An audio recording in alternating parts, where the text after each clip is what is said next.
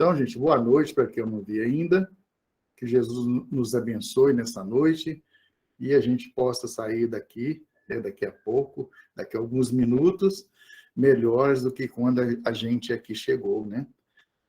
Sempre que nós chegamos numa casa espírita, ou numa igreja, ou numa reunião doutrinária, seja lá onde for, a gente sempre vai, né, levando conosco também as nossas aflições, né? Dificilmente a gente vai estar em algum lugar determinado e livre das aflições, livre de angústias, de problemas, né? Então, a nossa vida realmente é uma vida permeada de problemas, de sofrimento, de momentos de sofrimento, também momentos de alegria, de felicidade, momentos de dores, momentos de dúvidas, de insatisfações.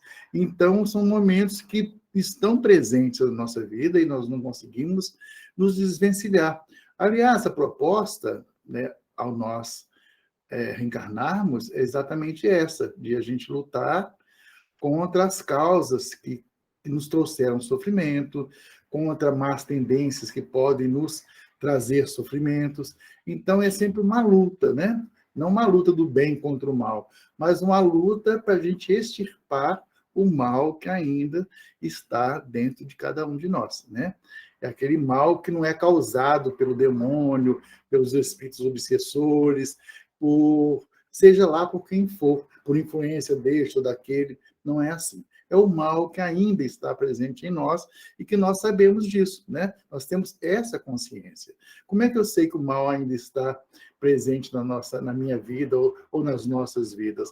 Pelas nossas atitudes, né? Pelas nossas reações diante de alguma situação, de algum problema. A forma como nós reagimos é que vai demonstrar a que patamar nós estamos ainda vinculados, a que lugar nós estamos vinculados, ao tipo de comportamento que nós ainda somos capazes de praticar. Então, é essa situação que nos faz pensar naquele que pode nos aliviar, né? Aquele que traz uma proposta libertadora para nós, que é Jesus Cristo. E ele nos faz sempre, né? Sempre, a todos os momentos, em todas as situações que nós vivemos, ele está presente para nos auxiliar, se nós assim desejarmos, né? E quem não, estando em profundas aflições e vivenciando problemas dolorosos, não vai lembrar do Cristo, todos, né? Mas para tornar mais efetivo o nosso estudo de hoje, nós vamos lembrar de uma frase, de um texto, um pequeno textinho, um extrato, na verdade, de uma mensagem retirada do livro Compromissos Iluminativos, do Bezerra de Menezes, é a mensagem 27. E tem esse título aí, olha, O Cristo Espera por Nós. E é muito interessante, porque a gente já cansou de falar, né?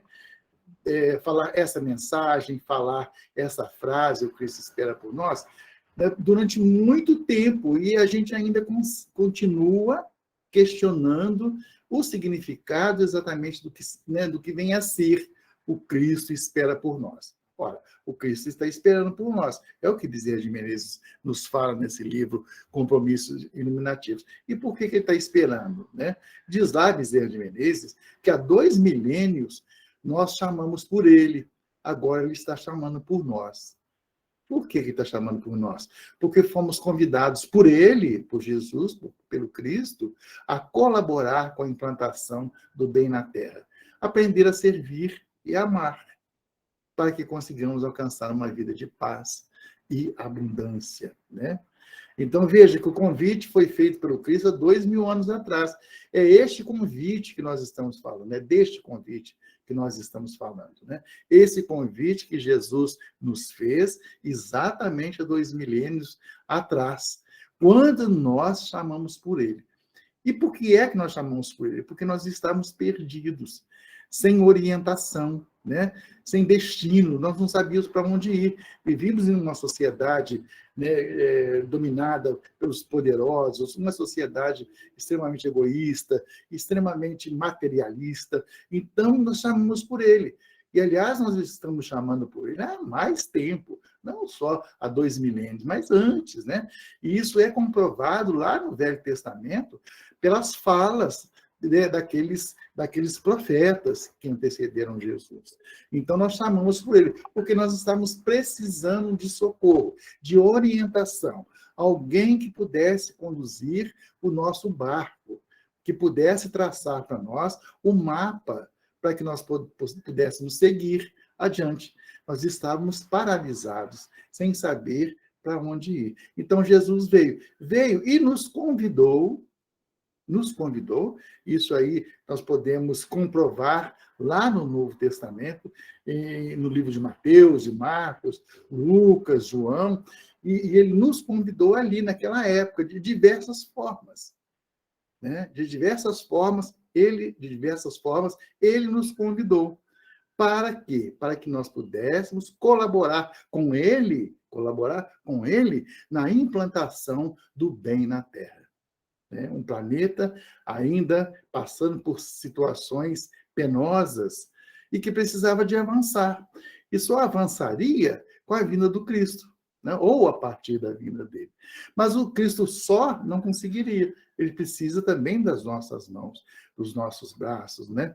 Precisa do nosso concurso, do nosso trabalho, do nosso esforço e da nossa boa vontade de também ajudar nessa implantação do bem na Terra. Então, ele nos convidou, né? E certamente nós aceitamos.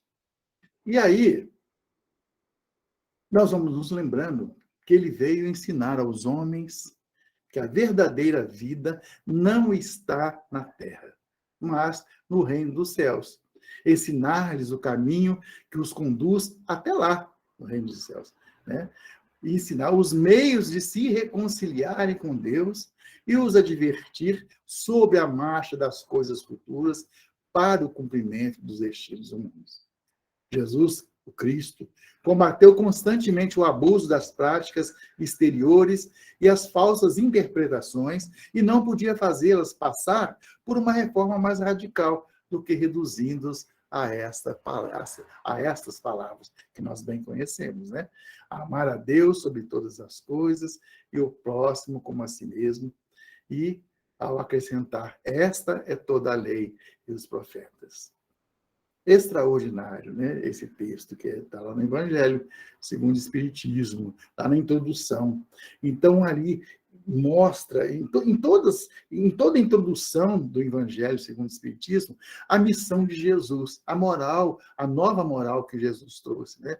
Ele veio para ensinar que não era exatamente pelos caminhos que aqueles seres, que aqueles homens estavam trilhando, não era naquele caminho que ele encontraria felicidade, mas tinha que mostrar para ele que a felicidade não estava aqui, não está nas conquistas materiais, porque essa vida é uma transição, né? Nós estamos transitando nesses momentos de reencarnação para outros lugares, para outros reinos mais felizes. Então, vivemos aqui fazendo uma transição, né? Uma transição. Então, vivemos hoje nessa posição, viveremos amanhã noutra posição, e, enfim, estaremos sempre transitando. Reencarnamos aqui, reencarnamos ali, nessa forma, naquela outra, né? Nesse gênero, nessa condição social, e vamos caminhando, vamos evoluindo. Então, Jesus veio abrir essas portas para nós, né? E nos advertir sobre a marcha, a marcha das coisas futuras. Não era para explicar o presente, aquele presente de há 2000 anos atrás, né? Ele estava falando para os espíritos, sim, de há 2000 anos atrás, né? Mas que certamente não entenderiam aquele contexto que ele trazia e só teriam condições de entender no futuro. Então, ele está dizendo para aqueles espíritos, mas são situações, né, futuras. Ele está preparando para novas experiências. E somente com o futuro, né, vivendo novas experiências, é que a gente vai compreender o que vem a ser verdadeiramente o reino dos céus, né? E essa implantação de um reino do bem, né, um reino do amor aqui na Terra. Então, todo o ensinamento dele está alicerçado neste mandamento maior, de amar a Deus sobre todas as coisas, e o próximo como a si mesmo. E ali ele resume todas as leis, né?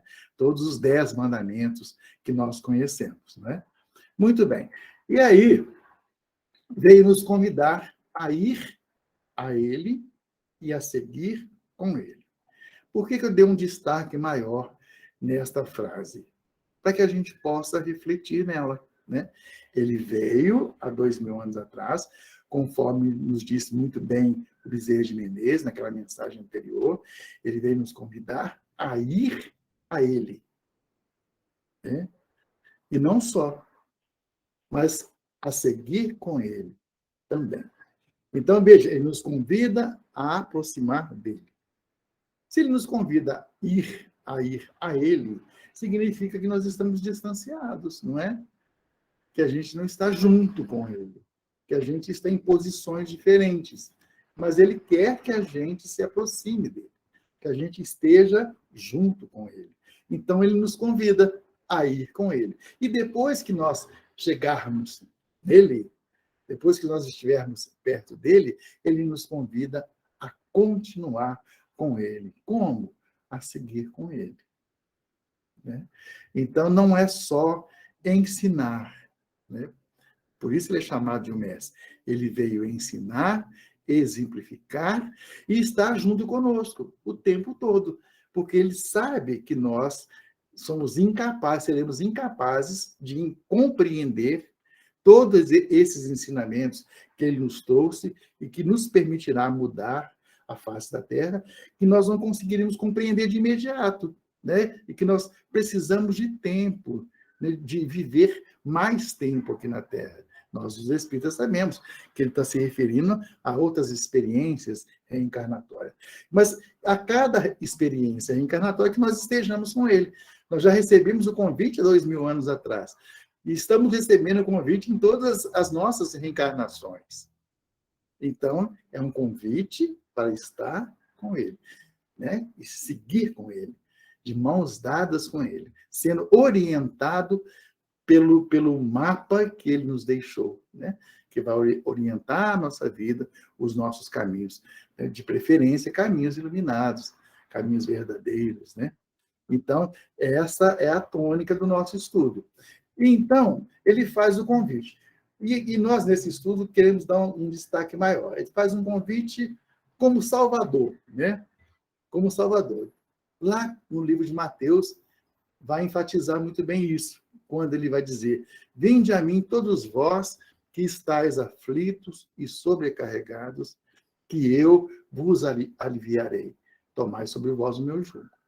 Esse é o convite. O convite de quem? Daquele que se propõe nos salvar.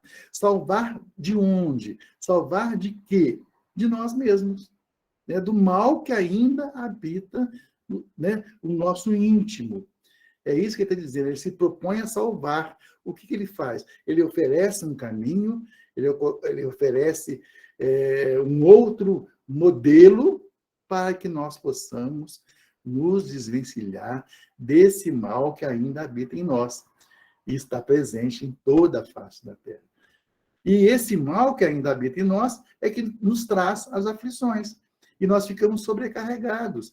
Então ele diz: olha, vinde a mim, quer dizer, está te chamando, está me chamando para aproximar um pouco mais dele. Né? Porque somos os aflitos, somos aqueles que estamos sobrecarregados e precisamos, né, de alívio.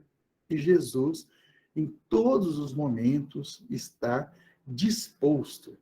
Não só disposto, ele está esperando que nós, né, cheguemos até ele e peça, né? Senhor, me ajuda, alivia aí essa minha sobrecarga,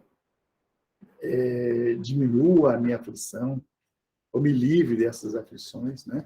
Então, ele vai nos salvar, é o convite salvador. E não fica só nesse textinho.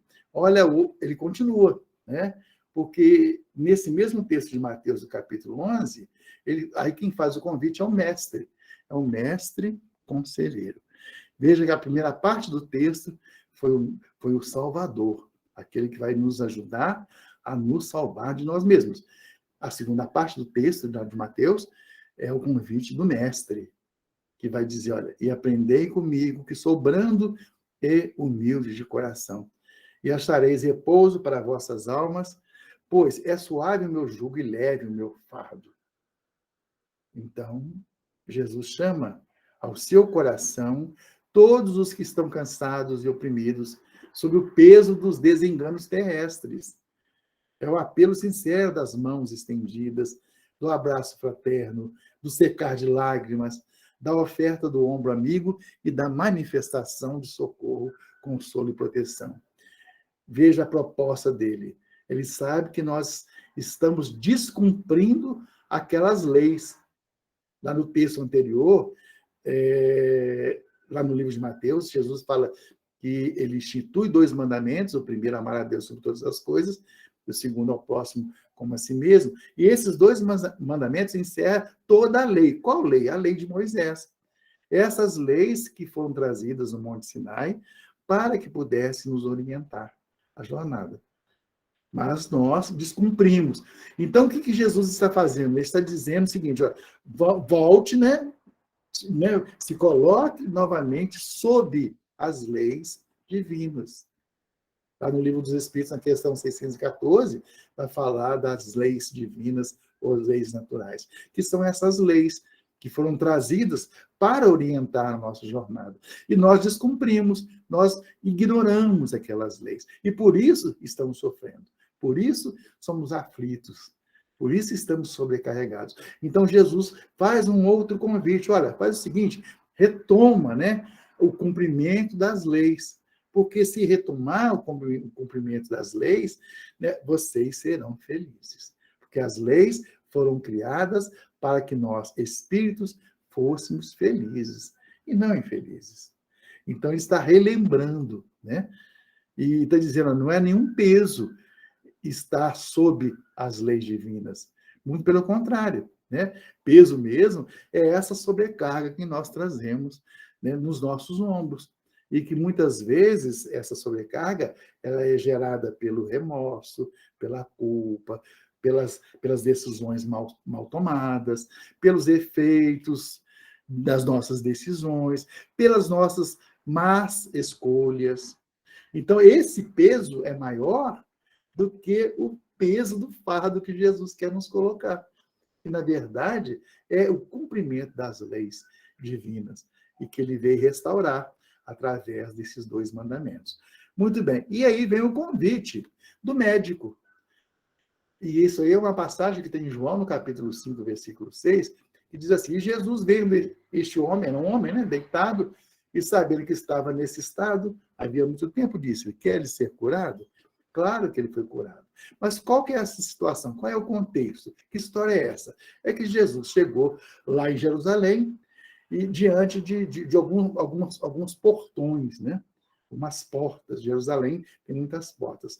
E perto da Porta das Ovelhas, que é uma das portas de acesso, lá em Jerusalém, tem um lugar chamado Betseda, ou Betsaide, ou Betsaída, depende aí de como vocês querem pronunciar. Betesda. Mas é um lugar onde tem tipo piscinas, de água. Betesda, a gente fala que é Betesda, que é mais correto essa tradução. Então, a gente fala que é um local chamado Betesda, é um lugar onde tem alguns lagos, tipo piscinas.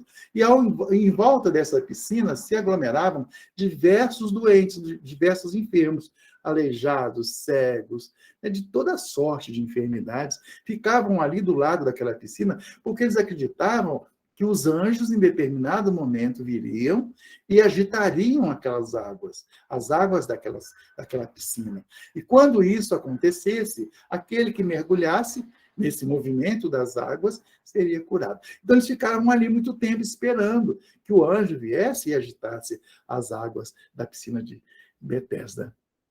E ficaram ali muito tempo. Então, esse homem que nós estamos falando, ele já estava ali há 30 anos, paralítico, há 30 anos, esperando que os anjos agitassem as águas da piscina e assim ele pudesse ser curado. Só que ele não foi curado. E aí Jesus chegou lá e perguntou para ele, o que você quer? né? Você quer ser curado? Aí está o convite do médico. Você quer ser curado? Queres ser curado? Ele não impôs. Ele não chegou e já curou o sujeito. Não. Ele convida o sujeito.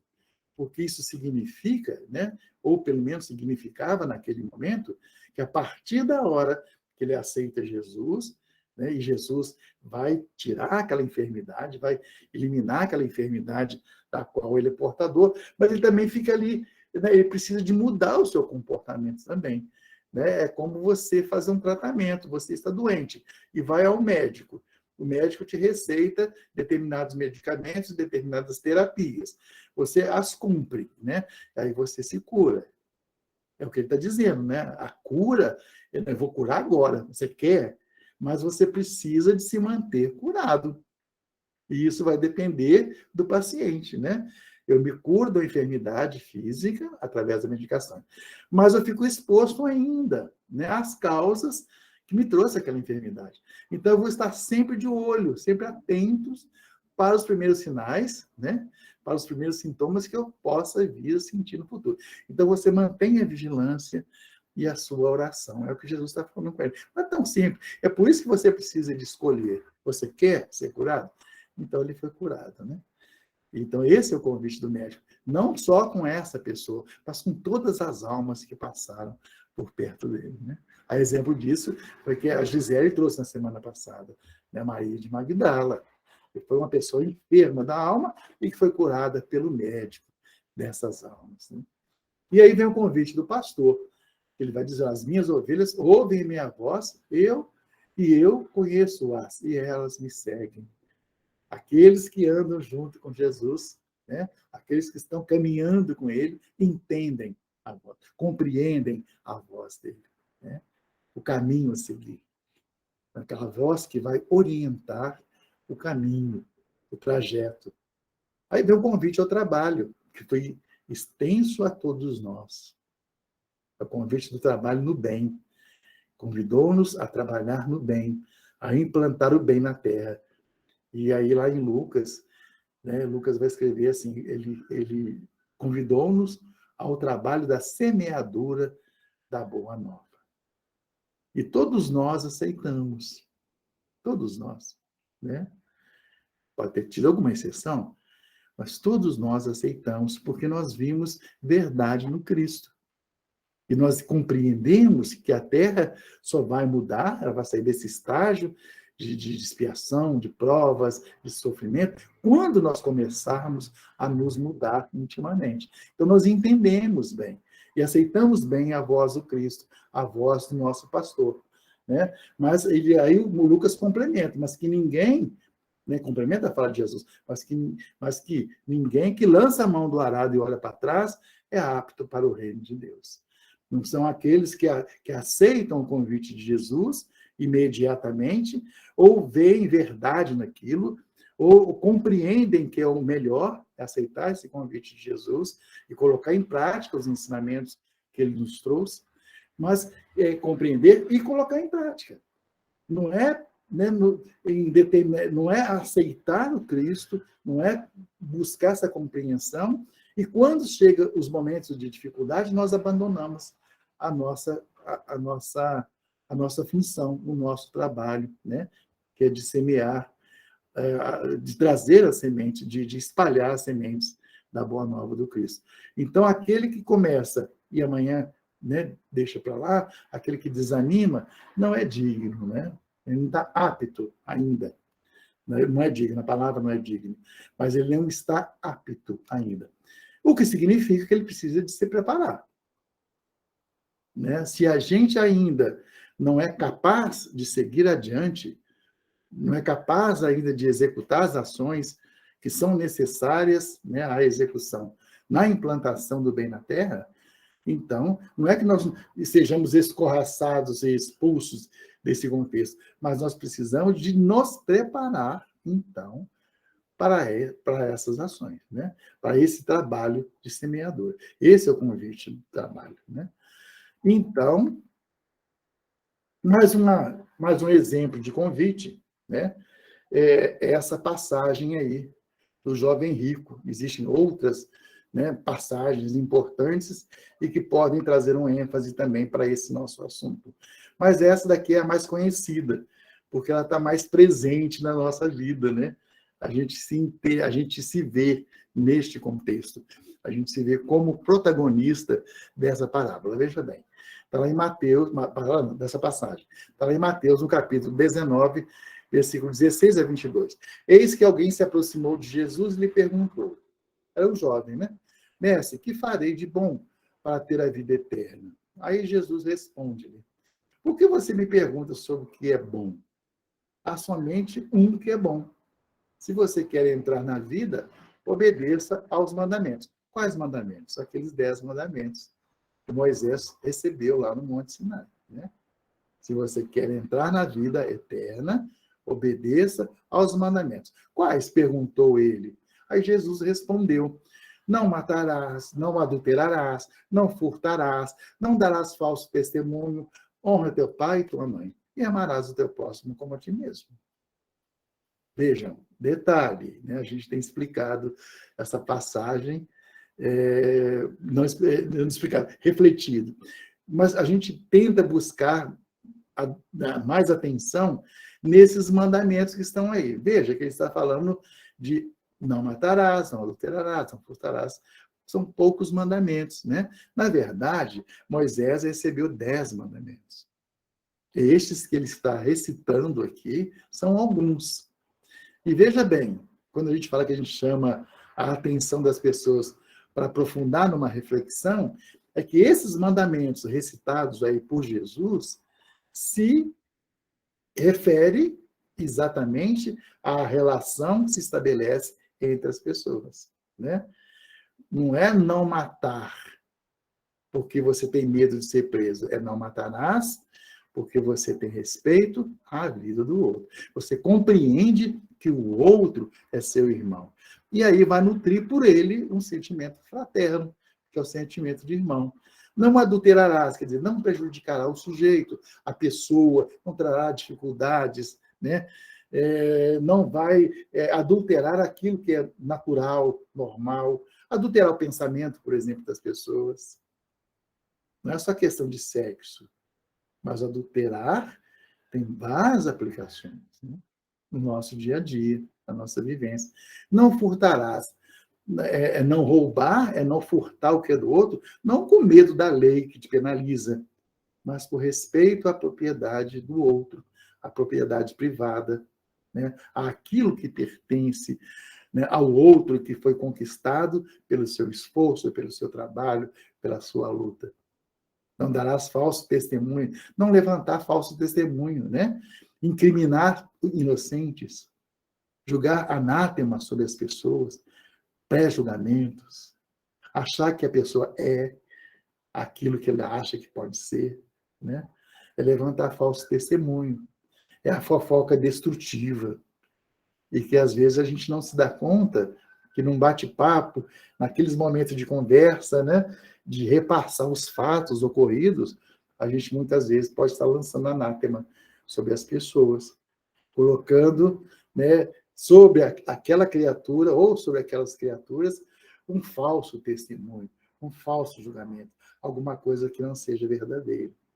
Então, veja, olha só como é que Jesus agiu perfeito nessas. Claro que ele era a própria perfeição, mas veja como é que ele, para aquele jovem rico entender, né, o que deveria fazer de bom, segundo ele, o que deveria fazer para que ele pudesse ter uma vida feliz após a morte. Então, veja bem, honra teu pai e tua mãe. Está aí o maior mandamento, né? Honra teu pai e tua mãe. E aí não é questão só de honrar por conta do nome ou por conta do parentesco, né, sanguíneo, mas enquanto espíritos, enquanto pessoas, enquanto seres que se propõem a nos receber dentro de um lar, a nos oportunizar, né, essa reencarnação para que a gente possa evoluir, né, para que possamos ter novamente uma oportunidade de evolução, de caminhar, de crescer, né? E, finalmente, ele vai dizer, ama o teu próximo como a ti mesmo. É difícil isso tudo aí? É. Por isso que Jesus falou, se você praticar esses mandamentos, que se referem estritamente à relação e ao respeito de um ser humano pelo outro, né, você consegue uma vida eterna melhor, menos penosa, né? É isso que ele queria saber. E aí, quando o jovem escutou isso, disse-lhe o jovem: a tudo isso eu tenho obedecido. Quer dizer, aqueles mandamentos: eu não mato, não roubo. O que me falta ainda? Aí Jesus respondeu: se você quer ser perfeito, quer dizer, não está errando, né? Está dentro das leis, dentro do cumprimento das leis, vá, venda os seus bens e dê o dinheiro aos pobres, e você terá um tesouro no céu. Depois, venha e siga-me. Ouvindo isso, o jovem afastou-se triste, porque tinha muitas riquezas. Então, não é só o dinheiro. Veja que antes, né, antes de Jesus falar que ele deveria se desvincular, né, desses bens, que ele deveria se livrar desses bens, Jesus falou dos mandamentos que falam da relação dos seres, né, seres humanos, a relação que se estabelece na vida social, na vida familiar, na vida do trabalho, da escola, da igreja, no centro espírita, né? Agora, ele chama mais atenção, mas não foi só a atenção do jovem, não só pela questão da riqueza, do poder financeiro, do ouro, do dinheiro acumulado, mas é porque a pessoa está vinculada ali, né? Ela está presa aos bens que ela traz, aos bens materiais. Ela está presa, ela está, né? Ela é como se estivesse engessada. Ela não consegue dar um passo à frente. Ela não consegue avançar, porque está presa, né? Ela está presa àquilo que é material. Aquilo que é material, Jesus disse bem, e nós no princípio do estudo falamos, né, nas coisas que são transitórias. Então você está preso, né, nas coisas materiais e que não te pertencem e que são transitórias. Ou seja, vão mudar de mão, né? Então você tem que sair dessas amarras. Era isso que ele estava falando. Olha, se você já cumpre esses mandamentos, vive bem, né? Com o ser humano, não mata, não rouba, não adultera, respeita pai e mãe. Então, o que está faltando agora é você se desvincular dessa situação, dessas coisas materiais que ainda podem te prender. Né? Não é o dinheiro que estava prendendo, só o dinheiro, mas vários comportamentos. E o último deles, né, diz ele que praticava todos os mandamentos. Então, Jesus né, oferece a oportunidade para ele, né, se libertar definitivamente daquilo que podia obstruir a jornada dele, aquilo que pudesse impedir ele seguir Jesus. Não literalmente seguir Jesus, mas vivenciar os ensinamentos deixados por ele, né? Então, ele se afastou triste, como nós, né? E o convite é feito a nós sempre, mas muitas vezes nós não temos ainda a coragem, né, de vencer aquilo que nos impede de seguir com Jesus. Estamos sempre presos a alguma situação que nos impede de seguir o Cristo como nós deveríamos, ou até mesmo como nós gostaríamos de seguir. E veja bem essa passagem agora. Lá no Evangelho de Mateus, no capítulo 5, ali está o convite maior que Jesus fez, né? Jesus realiza o Sermão da Montanha, onde ele se dirige ao seu povo e discípulos. Esse sermão ficou conhecido em todo o mundo como as bases do cristianismo. Ele é o grande código moral que nós recebemos do Cristo, né? E aí vai começar a narrativa lá do capítulo 5, versículo 1, Mateus falando, e Jesus, vendo a multidão, subiu num monte e, sentando-se, aproximaram-se dele os discípulos. E, abrindo a sua boca, os ensinava, dizendo: bem-aventurados os pobres de espírito, porque deles é o reino dos céus. Bem-aventurados que choram, porque serão consolados. Bem-aventurados os mansos, porque herdarão a terra. Bem-aventurados que têm fome e sede de justiça, porque serão fartos. Bem-aventurados os misericordiosos, bem-aventurados os puros de coração, bem-aventurados os pacificadores, bem-aventurados que sofrem perseguições por causa da justiça, bem-aventurados sois vós, finalmente ele vai dizer, quando vos injuriarem, perseguirem e mentirem, dizendo todo mal contra vós por minha causa. São as perseguições, né, que foram impostas sobre aqueles que seguiram Jesus e até hoje, né? Algumas pessoas ainda demonstram preconceito contra os ensinamentos do Cristo. Exultai e alegrai-vos, porque é grande o vosso galardão nos céus, porque assim perseguiram os profetas que foram antes de vós. Está aí o convite, né, das bem-aventuranças. Veja, voltando atrás, bem-aventurados que choram, bem-aventurados os mansos, bem-aventurados que têm fome de justiça, fome e sede de justiça.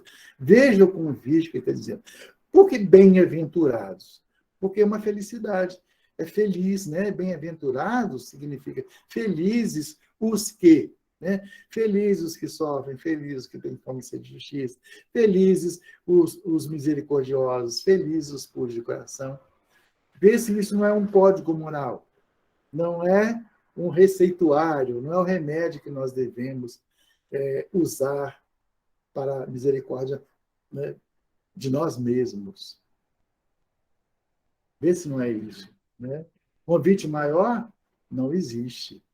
Mas ainda assim, a época de Jesus, tem uma história muito interessante, que é essa que nós vamos ler agora, e que foi narrada pela Amélia Rodrigues no livro As Flores no Caminho.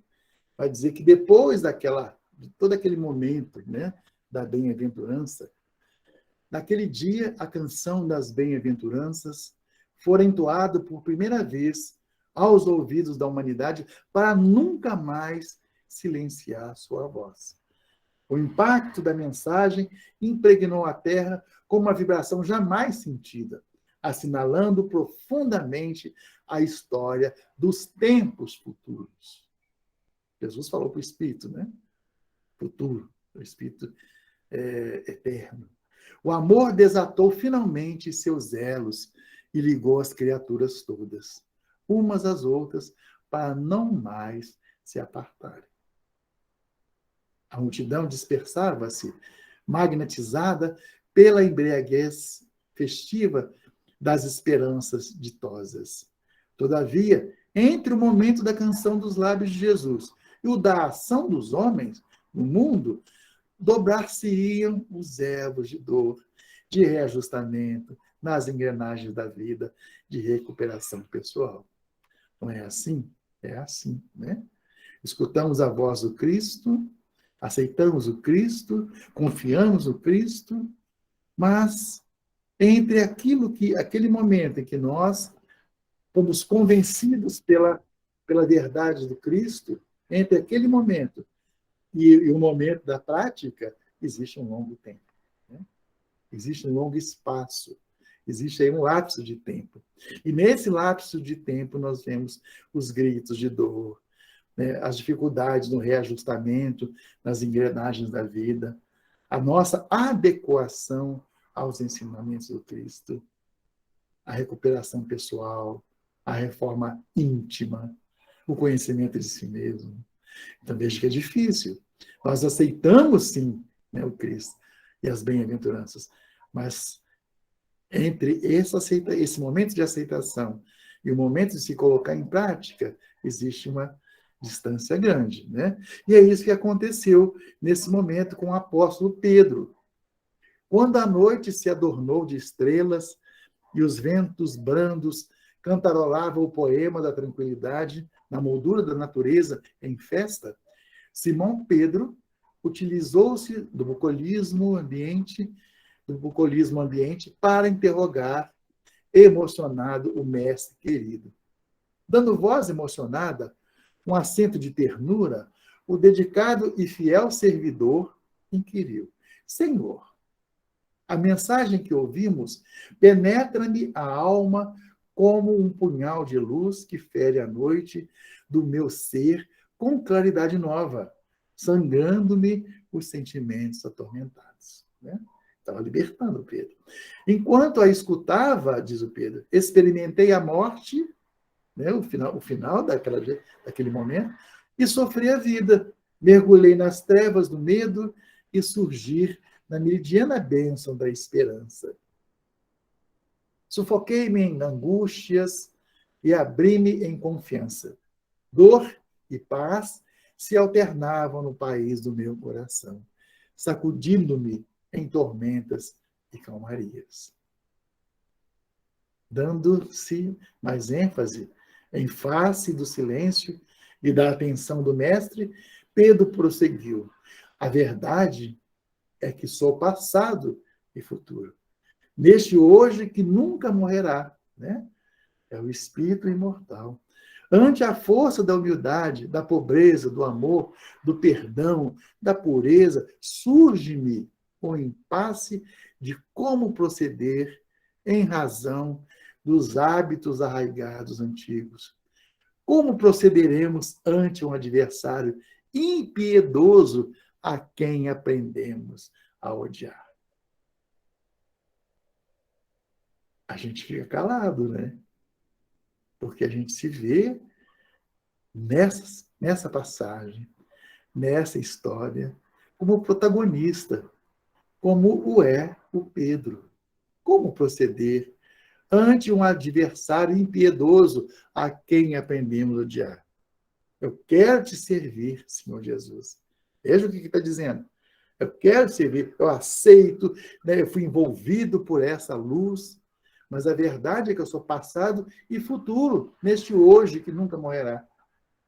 O que eu faço? O que eu faço com o meu passado? O que eu faço com o meu presente? O que eu faço com os meus erros, com os meus equívocos, com as minhas atitudes impensadas, com as minhas opções erradas, com as minhas escolhas, né, infelizes?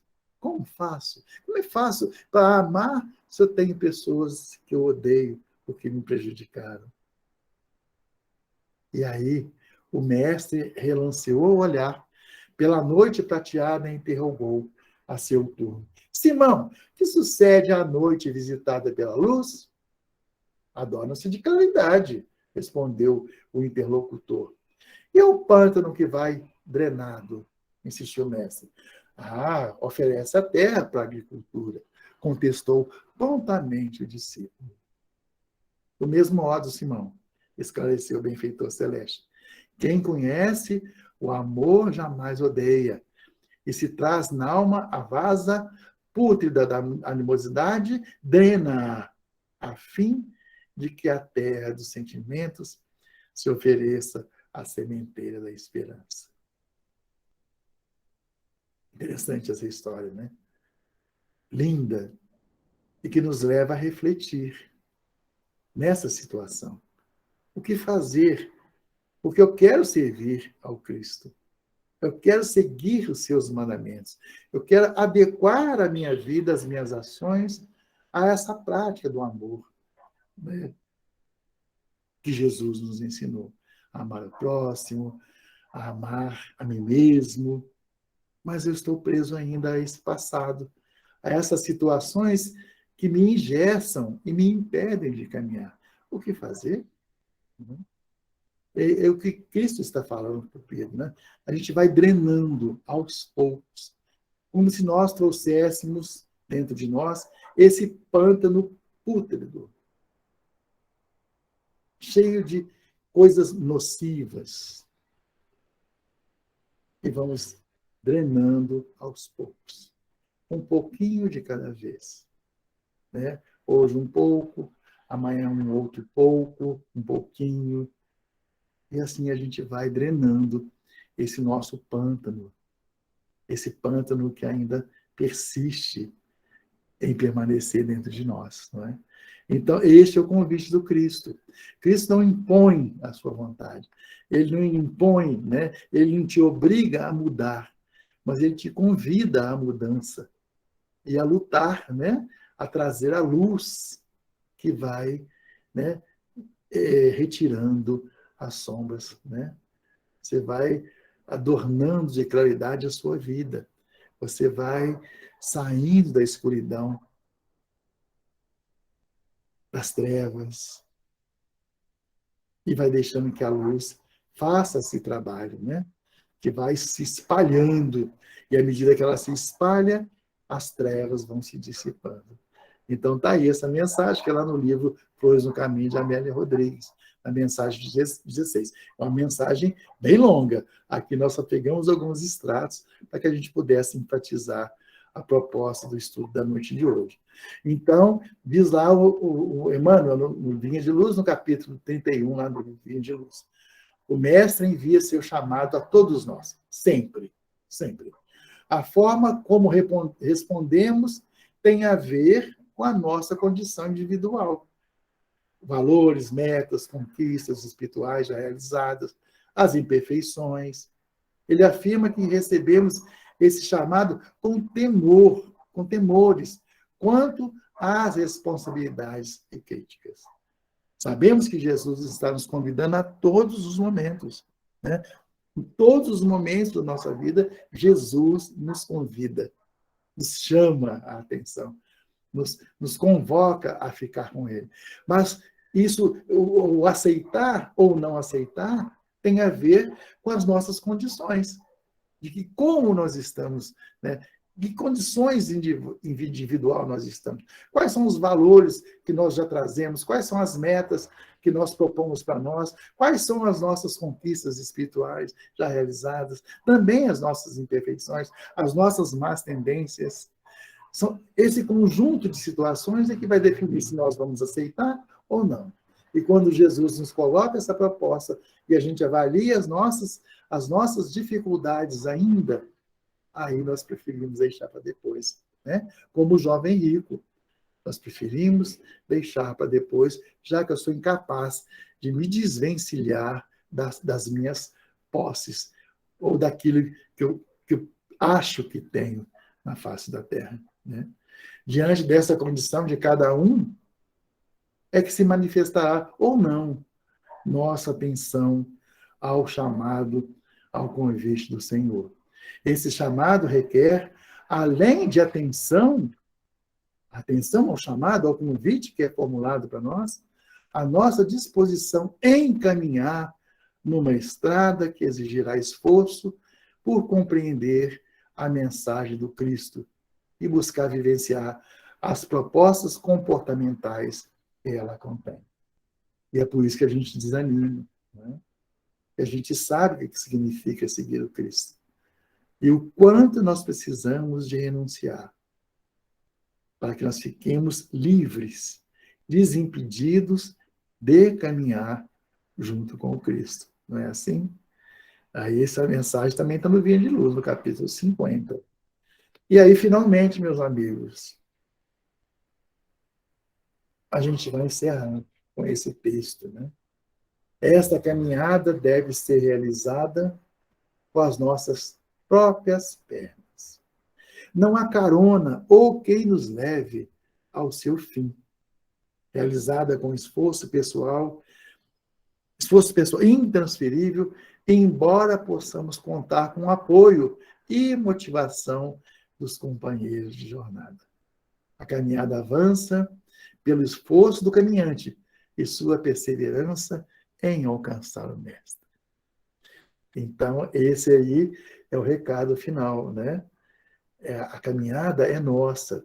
E só podemos caminhar, só podemos, né, chegar ao Cristo, atender ao convite do Cristo, caminhando com as nossas próprias pernas.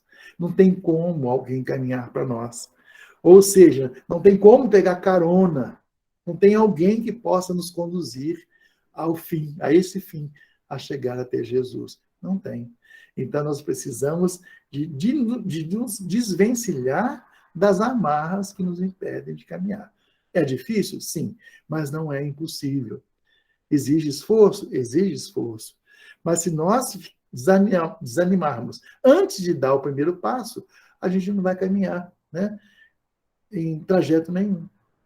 O nosso trajeto ficará impedido. Nós temos que ter a coragem de dar o primeiro passo.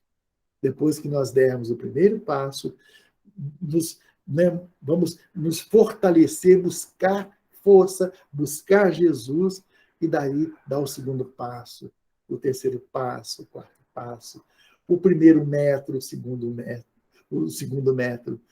o primeiro quilômetro, mas é um esforço, né, pessoal. E esse esforço, o Bezerra de Menezes, nessa mensagem que nós citamos, o Cristo espera por nós, vai dizer que ajudar o Cristo é um compromisso que nós assumimos com Ele, é um compromisso pessoal e intransferível. O compromisso que eu vou assumir, eu não posso transferir para outrem. Eu não posso transferir para outra pessoa. Somos nós que temos que cumprir, né, esse compromisso. Nós é que precisamos de colocar em prática tudo isso que nós nos propomos realizar. Então, é isso, né? A caminhada pode avançar. E ela avança sempre. Sempre. Por mais que a gente ache que nós não estamos caminhando, que nós não estamos evoluindo, como dizem muitos, né? Que nós não estamos avançando, engano. Nós estamos avançando, sim. É porque nós não prestamos a atenção. Mas nós já mudamos. Nós estamos seguindo, sim, o Cristo. O que precisamos é de ter essa consciência, né? E ampliando e aumentando cada dia mais o nosso trajeto, né? Implementar o nosso caminho a cada dia, a cada momento. Então, meus amigos, era isso o nosso trabalho, o trabalho que nós propomos para o dia de hoje. E espero que, de alguma forma, tenha se transformado em sementes, e essas sementes tenham sido colocadas no coração de cada um que aqui se encontra. Muita paz, que Jesus nos abençoe, hoje e sempre.